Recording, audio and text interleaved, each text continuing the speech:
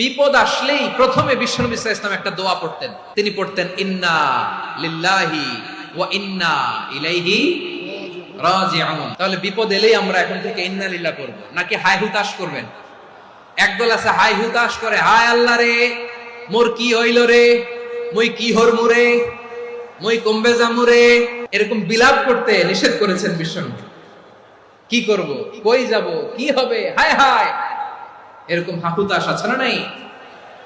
বিশ্বাসীরা হাহুতাশ করে না, তারা ইন্না লিল্লাহ পড়ে।